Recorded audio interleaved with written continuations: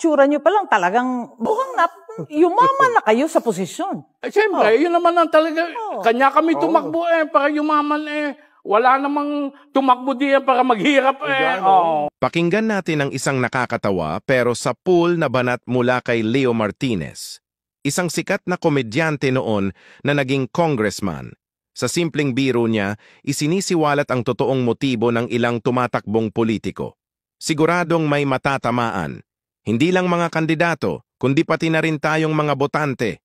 Kaya makinig ka, baka ikaw na ang tinutukoy. Ang primary reason natin kung bakit tayo ganito ay magkapera. Trabaho ito Hindi ba ang trabaho, lahat na trabaho, may sweldo. Yun. Nagkataon lang ang malaki ang sweldo namin.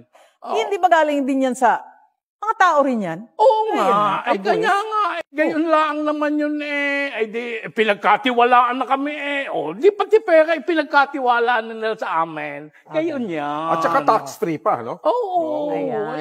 Ayon kay Leo Martinez, ang politika raw ay trabaho. At syempre, lahat ng trabaho may sweldo. Ang pagkakaiba lang sa politika, malaki ang kita. At ang perang yon, galing mismo sa taong bayan.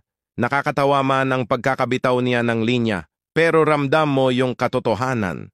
Minsan kasi, sa biruan lumalabas ang pinakamasakit pero pinakatotoong realidad.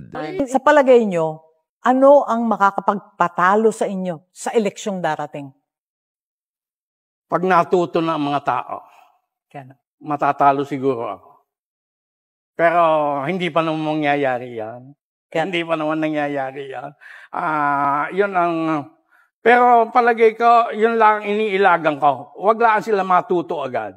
Ang sabi pa ni Leo Martinez, ang tanging makakatalo lang daw sa kanya sa politika ay kapag ang taong bayan ay natuto na. Isipin mo yan, pabiro man niyang sinabi, pero ito ang masakit na katotohanan. Kasi sa totoo lang, hindi lang mga politiko ang may kasalanan, kundi pati na rin tayong mga bumoboto. Hanggat hindi tayo natututo, paulit-ulit lang ang siklo ng pangako, pagkakalimot at pagyaman ng iilan. Kaya sana, sa susunod na eleksyon, hindi lang tayo matawa, matuto rin tayo. Dahil sa huli, tayo rin ang nagsasakripisyo sa mga desisyong pinagtatawanan lang ng iba.